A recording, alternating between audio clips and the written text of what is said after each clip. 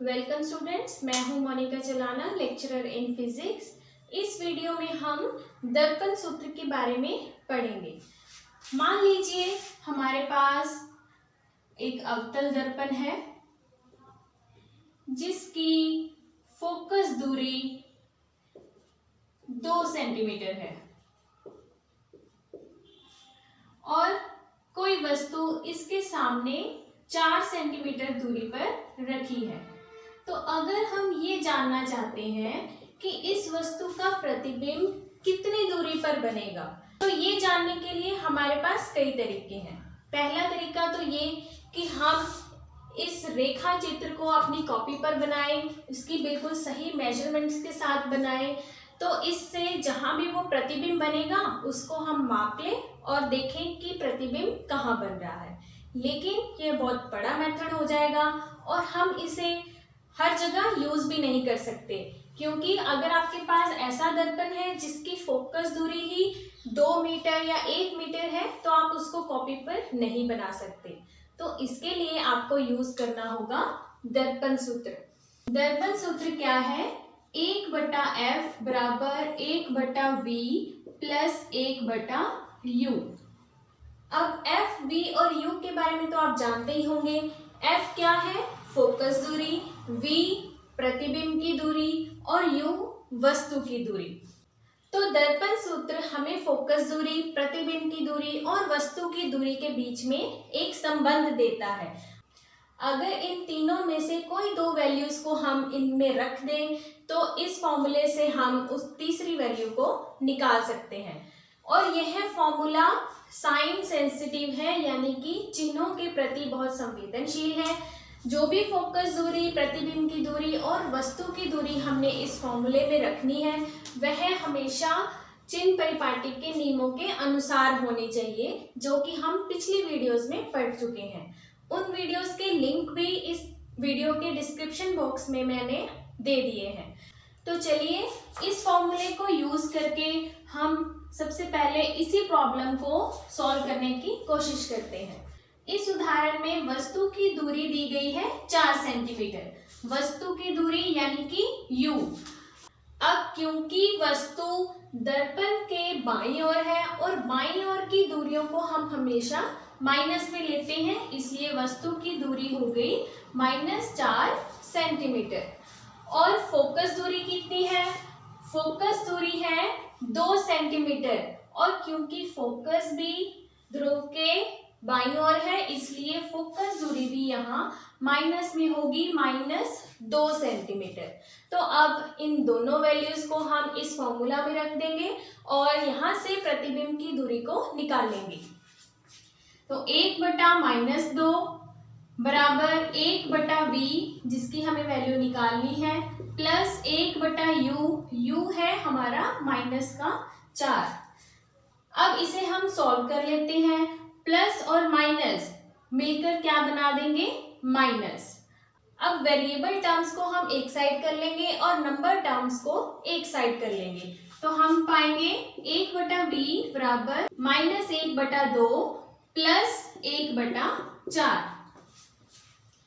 अब 2 और 4 का एलसीएम कितना होगा? 4। और इसे 4 बनाने के लिए हमें नीचे 2 से मल्टीप्लाई और ऊपर भी 2 से मल्टीप्लाई करनी होगी। तो यहाँ बन गया 4 और ऊपर बन गया -2 और यहाँ बन गया +1। तो ये कितना आया? -2 + 1 -1/4। ये आ गई 1/v की वैल्यू। तो यहाँ से v की वैल्यू निकालने के लिए हमें क्या लेना होगा? दोनों तरफ उल्टा कर देना होगा, यानी कि रेसिप्रोकल लेना होगा।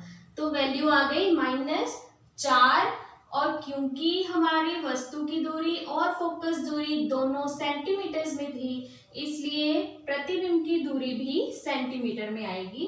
तो इस फॉर्मूले से कितना इजीली हमने ये फाइंड कर लिया कि प्रतिबिंब की दूरी कितनी होगी। प्रतिबिंब भी -4 सेंटीमीटर पर ही बनेगा। अब हम दर्पण सूत्र से रिलेटेड एनसीईआरटी के एक अभ्यास के क्वेश्चन को हल कर लेते हैं। क्वेश्चन है 15 सेंटीमीटर फोकस दूरी के किसी उत्तल दर्पण से कोई बिंब 10 सेंटीमीटर दूरी पर रखा है, तो प्रतिबिंब की स्थिति और प्रकृति को ज्ञात कीजिए। तो हम देख लेते हैं सबसे पहले हमें क्या क्या दिया है। हमें दिया है 15 सेंटीमीटर फोकस दूरी, और कौन सा दर्पण है, उत्तल दर्पण।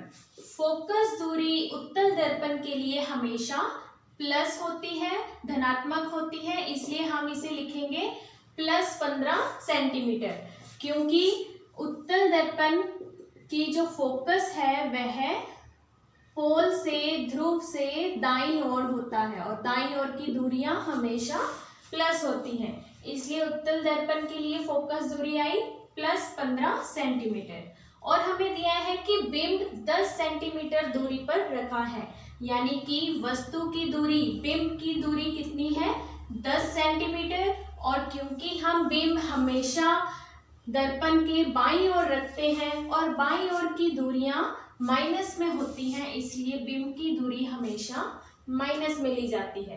तो इस तरह हमने फोकस दूरी और वस्तु की दूरी को यहाँ लिख लिया है।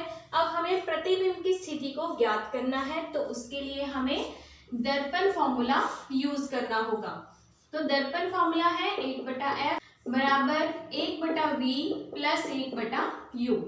तो अब इन दोनों वैल्यूज को हम इनके साइंस के साथ यहाँ पर पुट कर देंगे। तो 1/15 बराबर 1/v जो कि हमें निकालना है, प्लस 1/u माइनस 10, इसे हम यहाँ लिख देंगे।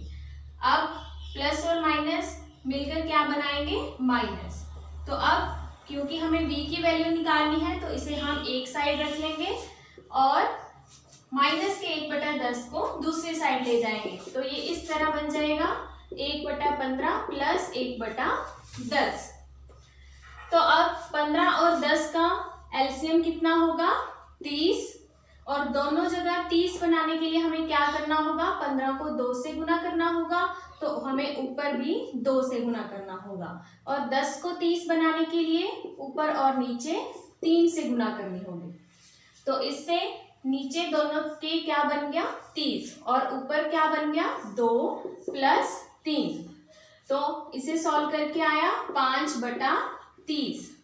तो 1/v बराबर आ गया 5/30, जिसे हम काट कर लिख सकते हैं 1/6।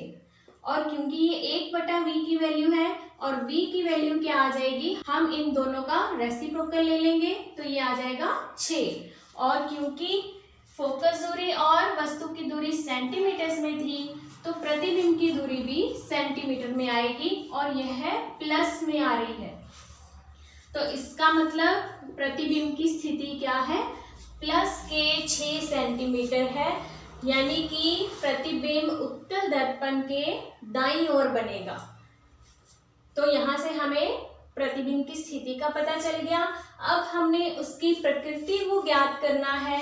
तो प्रकृति हमें कैसे ज्ञात होगी, क्योंकि प्रतिबिंब दर्पण के पीछे की ओर बन रहा है, और दर्पण के पीछे बनने वाले प्रतिबिंब हमेशा आभासी होते हैं, तो इसकी प्रकृति होगी आभासी। और क्योंकि आभासी प्रतिबिंब हमेशा सीधा होता है, इसलिए यह प्रतिबिंब सीधा बनेगा और आभासी बनेगा।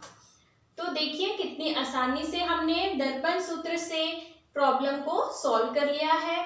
जब भी आप इस तरह के प्रश्नों को हल करें, प्लस और माइनस साइन को ध्यान से उस फॉर्मूले में पुट करें, तो आपकी वैल्यू बिल्कुल सही आएगी। इसी प्रकार आप दर्पण सूत्र से संबंधित बाकी प्रश्नों को भी हल कर सकते हैं।